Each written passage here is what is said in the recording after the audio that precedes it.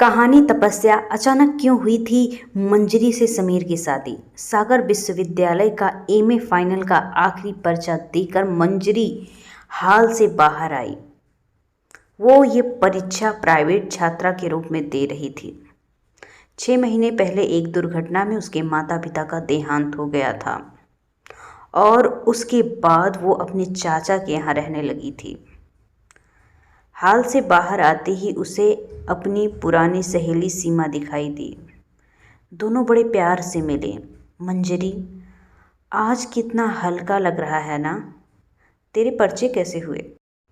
अच्छे हुए। तेरे कैसे हुए? पास तो खैर हो जाऊंगी, तेरे जैसी होशियार तो नहीं कि प्रथम श्रेणी की उम्मीद करूं। चल मंजरी, छात्रावास में चलकर जी भर के बात करेंगे। नहीं सीमा, मुझे जल्दी जाना है। यही पेड़ की छांव में बैठकर बात करते हैं।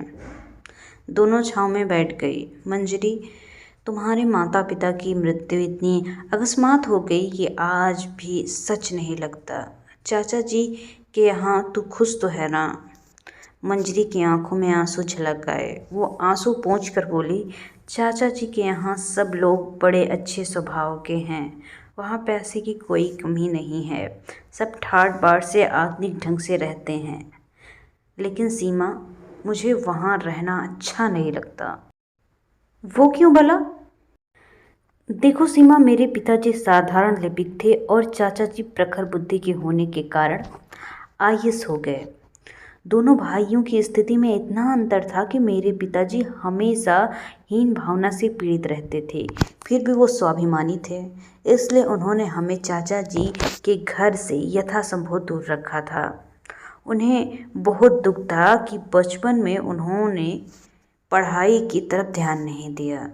अपनी ये कमी वो मेरे द्वारा पूरी करना चाहते थे। आर्थिक स्थिति कमज़ोर थी, फिर भी उन्होंने शुरू से ही मुझे अच्छे स्कूल में पढ़ाया। हर साल मुझे प्रथम श्रेणी में पास होते देख वो फूले नहीं समाते थे। जाने दे ये दुखद बातें। चाचा जी के घर के बारे में बता।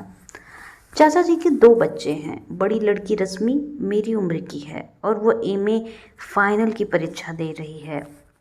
छोटा कपिल कॉलेज में पढ़ता है। सीमा, तुझे ये सुनकर आश्चर्य होगा कि रश्मि और मैं चचेरी बहन हैं, फिर भी हमारी शक्ल सूरत एकदम मिलती जुलती है। तो इसका मतलब ये है कि रश्मि बहन भी तुझ जैसी सुंदर है ना?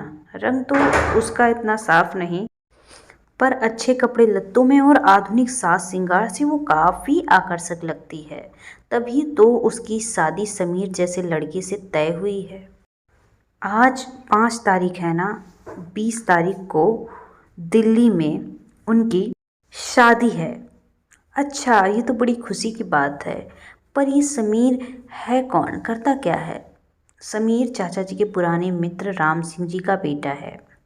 राम सिंह मथुरा के ऊंचे पद पर हैं। उनकी 2 लड़कियां हैं और एक बेटा। लड़कियों की शादी हो चुकी है। समीर भी आईएएस है और आजकल सरगुजा में अतिरिक्त कलेक्टर के पद पर कार्य कर रहा है। देखने में सुंदर और हंसमुख और स्वस्थ है।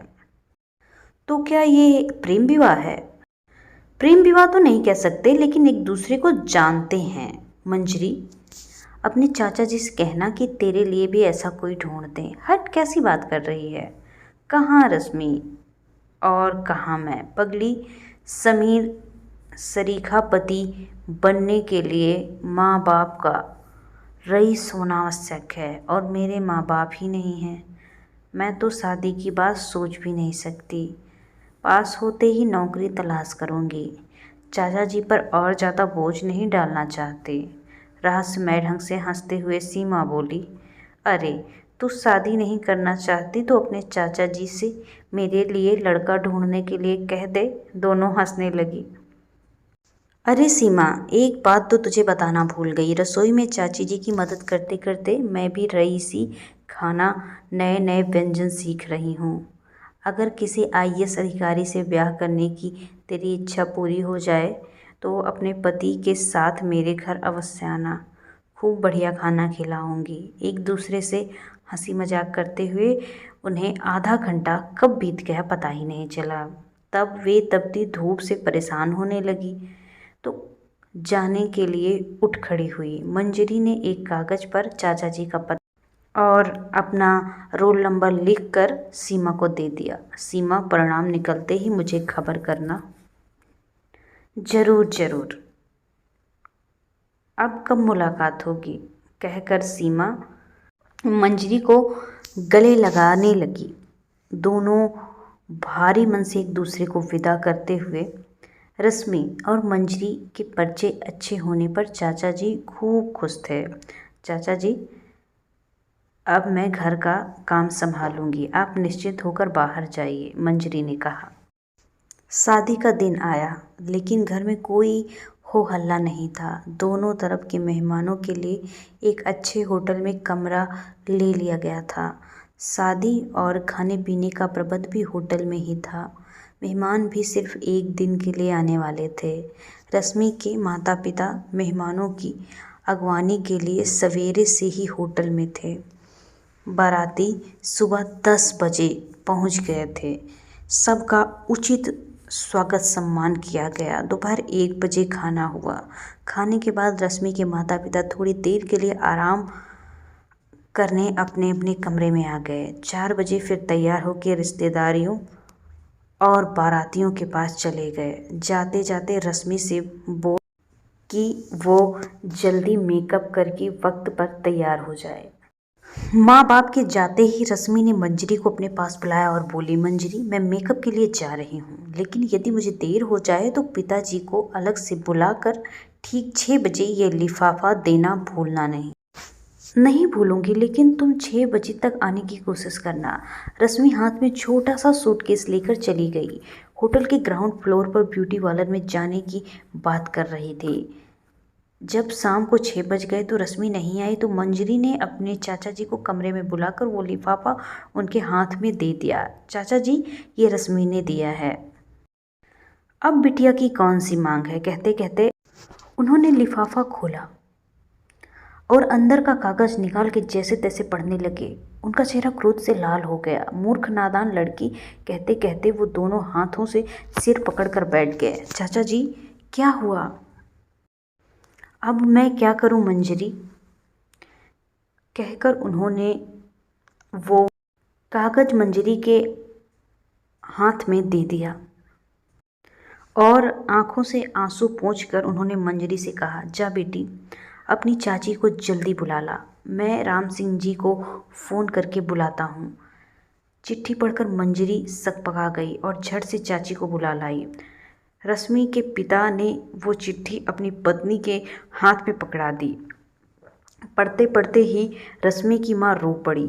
चिट्ठी में लिखा था, पिताजी, मैं जानती हूँ ये चिट्ठी आप इस वक्त पढ़ रहे हैं और बहुत दुखी भी होंगे, लेकिन मैं माफ़ी मांगना चाहती हूँ। मैं मानती हूँ समीर लाखों में एक है, मुझे भी वो अच्छा लगता है, लेकिन मैं रोहित से प्यार करती हूँ और जब आप ये पत्र पढ़ रहे होंगे तब तक आर्य समाज मंदिर में मेरी उससे शादी हो चुकी होगी। आपको पहले बताती तो आप राजी ना होते। मैं ये सब जानती हूँ कि शादी के दिन इस तरह एकाएक गायब हो जाने से आप की स्थिति बड़ी विचित्र हो जाएगी, लेकिन मैं दिल से मजबूर हूँ। हाँ, मेरा एक सुझाव है। मंजरी का कद मेरे जैसा ही है और रंग रूप में वो मेरे से बेहतर है। आप समीर से उसकी शादी कर दीजिए, किसी को पता तक नहीं चलेगा कि मैं फिर क्षमा चाहती हूँ, रश्मि। इतने में राम सिंह भी अपनी पत्नी के साथ वहां आ गए। उन्हें देखकर रश्मि के पिता बड़े दुखी हुए। मेरे दोस्त, क्या बताऊं, इस रश्मि ने तो हमें कहीं का नहीं छोड़ा। और ये कहकर उन्होंने चिट्ठी उन्हें पकड़ा दी। पत्र पढ़कर समीर के माता पिता दोनों हतप्रभ रह गए। फिर समीर के पिता ने मंजरी की तरफ देखकर कहा, बेटी, तुम जरा बाहर जाकर देखो, कोई अंदर ना आने पाए। मंजरी बाहर चली गई। फिर कुछ देर बाद उन लोगों ने बातचीत की। इसके बाद रश्मि के पिता ने मंजरी को अंदर बुलाकर कहा, बेटी, हम सबकी इज्जत अब तेरे हाथ में है। तो इस शादी के लिए हाँ कर दे तो हम अभी भी बात संभाल लेंगे। अगर आप जो भी आज्ञा देंगे मैं करने को तैयार हूँ, मंजरी ने धीरे से कहा। शाबाश बेटी, तुझसे यही उम्मीद थी। मंजरी ने सबके पैर छुए, सबने राहत की सांस ली, उसे आशीर्वाद दिया और आगे की तैयारी में लग गए। शादी धूमधाम से हुई, किसी को कुछ नहीं पता चला। खुद समीर भी इस हेर फेर का आभास नहीं कर पाया। मथुरा में शानदार स्वागत आयोजन हुआ। जब सब रिश्तेदार वापस चले गए तो राम सिंह जी ने अपने पुत्र को बुलाकर बात कह दी। सुनकर समीर ने अपने को बेहद अपमानित महसूस किया। उसके मन को गहरी ठेस लगी और उसे सबसे अधिक अफसोस इस बात का था कि उससे संबंधित इतनी बड़ी बात हो गई और माँ बाप ने कोई कदम उठाने से पहले उससे सलाह तक नहीं ली। माँ बाप पर जैसे दुख का पहाड़ गिर पड़ा। बेचारी मंजरी कमरे में दुबक कर रहती। उसे समझ में नहीं आता था कि अब वो क्या करे। रश्मि की नादानी ने सबका जीवन अस्त व्यस्त कर दिया। वो सोचती रश्मि को समीर सरीखे से भले लड़के के जीवन में इस तरह कड़वाहट भरना क्या अधिकार था। मंजरी का मन सबके लिए करुणा से भर गया। एक दिन मंजरी के सास ससुर ने उसे बुलाकर कहा, मंजरी, हमारे इकलौते बेटे का जीवन सुखी करना अब तुम्हारे हाथ में है। समीर बहुत अच्छा लड़का है, लेकिन उसके मन पर जो गहरा घाव हुआ है उसे भरने में समय लगेगा। तुम उसके मन का दुख समझने का प्रयास करो। हमें विश्वास है कि तुम्हारी सूझबूझ से उसका घाव जल्द ही भर जाएगा, लेकिन तब तक तुम्हें सब्र से काम लेना होगा। किसी प्रकार की जल्दबाजी घातक सिद्ध हो सकती है। आप निश्चिंत रहिए, मुझे उम्मीद है कि आपके आशीर्वाद और मार्गदर्शन से मैं सब ठीक कर लूँगी, मंजरी बोली। समीर को फिर से ड्यूटी जाना था। समीर के माता पिता ने सोचा कहीं समीर सरगुजा जाते समय मंजरी के साथ ले जाने से मना न कर दे। इसलिए समीर के माता पिता ने लंबी छुट्टी ले ली और वो सरगुजा जाने के लिए सपत्नीक नव दंपति के साथ हो लिए। जिन दिनों समीर के माता पिता सरगुजा में थे, उन दिनों मंजरी सबसे पहले उठकर नहा धोकर नाश्ते की तैयारी करती। समीर की माँ भी खाना बनाती। वो इस काम में भी अपनी सास का हाथ बटाती। सास ससुर के आग्रह से उसे सबके साथ ही नाश्ता और भोजन करना पड़ता। एक दिन उसकी सास अपने पति से बोली, कुछ भी हो, लड़की सुंदर होने के साथ साथ गुणी भी है। मेरी तो यही प्रार्थना है कि जल्दी से उसे पत्नी योग्य सम्मान मिलने लगे। मुझे लगता है तुम्हारी इच्छा जल्द ही पूरी होगी। बदलती हवा का रुख महसूस कर रहा हूँ, मंजरी के ससुर बोले और यही आशा लेकर उसके सास ससुर वापस मथुरा चले गए। एक रात खाने पर समीर ने मंजरी से कहा, मैं जानता हूँ कि तुम्हें अकारण ही इस झंझट में फंसाया गया है। मुझे इस बात का बहुत अफसोस है। मैं जानती हूँ आप कैसी कठिन मानसिक यातना से गुजर रहे हैं। आप मेरी चिंता न करें, लेकिन कृपया मुझे अपना हितैषी समझें। शादी के बाद दोनों में ये पहली बातचीत थी। फिर दोनों अपने अपने कमरे चले गए। दूसरे दिन नाश्ते के समय मंजरी को लगा कि समीर उससे नज़र चुरा कर उसकी तरफ देख रहा है। वो मन ही मन खुश हुई। उसी शाम को कमलनाथ और आनंद सपत्नीक मिलने आए। मंजरी जी, दिन में आप अकेली रहती हैं, कभी कभी हमारे यहाँ आया जाया कीजिए, कमलनाथ जी की पत्नी निशा जी बोली। जरूर आऊँगी, लेकिन कुछ दिन बाद। अभी तो मैं दिन भर उलझी रहती हूँ। किस में? निशा ने पूछा। समीर ने भी आश्चर्य से उसकी तरफ देखा। यूँ ही ये नमक तेल मिर्च मसाला अभी जम नहीं पाया। कभी तेल ज़्यादा, कभी नमक ज़्यादा, तो कभी मिर्च ज़्यादा, मंजरी ने कहा। सब लोग सुनकर हंस पड़े। शुरू शुरू में खाना बनाते समय ऐसा ही होता है। फिर आनंद जी की पत्नी रामेश्वरी ने आप बीती सुनाई। मंजरी ने मेज पर नमकीन, मिठाई और चाय रखी। कमलनाथ कह रहे थे, तो समीर कल का पक्का ना? भाभी जी, कल सवेरे 7 बजे पिकनिक पर चलना है।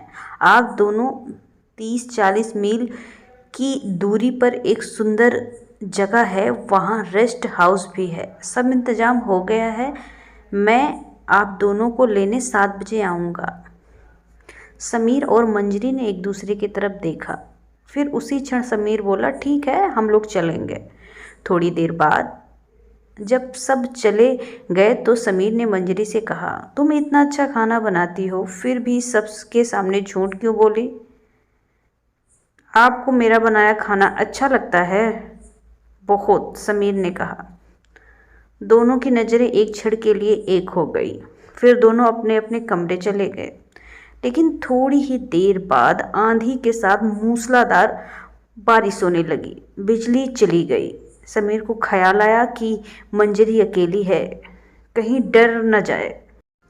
वो टार्च लेकर मंजरी के कमरे के सामने गया और उसे पुकारने लगा। मंजरी ने दरवाज़ा खोला और समीर को देखकर राहत की सांस ली। देखिए ना, ये खिड़कियां बंद नहीं हो रही हैं, बरसात का पानी अंदर आ रहा। समीर ने टार्च उसके हाथ में दे दी और खिड़कियां बंद करने लगा। खिड़कियों के दरवाजे बाहर खुलते थे। तेज हवा के कारण वो बड़ी कठिनाई से उन्हें बंद कर सका। तुम्हारा बिस्तर गीला हो जाएगा, सोगी कैसे? मैं गद्दा उल्टा करके सो जाऊंगी। तो तुम्हें डर नहीं लगेगा? मंजरी कुछ नहीं बोली। समीर ने अत्यंत मृदुल आवाज में कहा, मंजरी, और उसने उसकी तरफ बढ़ने को कदम बढ़ाए। फिर अचानक वो मुड़ा और अपने कमरे में चला गया। दूसरे दिन सवेरे 7 बजे दोनों नहा धोकर पिकनिक के लिए तैयार हुए। इतने में कमलनाथ जीप लेकर आ पहुँचे। समीर उनके पास बैठा और मंजरी किनारे पर। मौसम बड़ा सुहावना था। समीर और कमलनाथ में बातें चल रही थी। मंजरी प्रकृति का सौंदर्य देखने में मग्न थी। अब रास्ता खराब आ गया था और जीप में बैठे बैठे धक्के लगने लगे थे। तुम इतने किनारे पे क्यों बैठी हो? इधर सरक आओ, समीर ने कहा। लज्जा से मंजरी का चेहरा आरक्त हो गया। उसे सरकने में संकोच करते देख समीर ने उसका हाथ अपने हाथ में ले लिया और धीरे से उसे अपने पास खींच लिया। मंजरी ने भी अपना हाथ छुड़ाने की कोशिश नहीं की। शाम 7 बजे घर लौट कर दोनों खुश थे। पिकनिक में खूब मज़ा आया था। दोनों ने आकर स्नान किया और गर्मा गर्म चाय पीने हाल में बैठे। समीर बातचीत करने के लिए उत्सुक लग रहा था। रात के खाने के लिए क्या बनाऊं? मंजरी ने पूछा। तो उसने कहा, बैठो भी, जल्दी क्या है, आमलेट ब्रेड खा लेंगे। फिर उसने अचानक गंभीर होकर कहा, मंजरी, मुझे तुमसे कुछ पूछना है। पूछिए। मंजरी, इस शादी से तुम सच में खुश हो ना? मैं तो बहुत खुश हूँ। खुश क्यों ना हूँ? मेरे हाथ में इतना अनमोल रत्न जो लगा है, आप जैसा पति पाकर कौन ना खुश होगा? खुशी से समीर का चेहरा खिल उठा। और मेरे हाथ भी तुम जैसी लक्ष्मी लगी। दोनों ही आनंद विभोर होकर एक दूसरे को देखने लगे।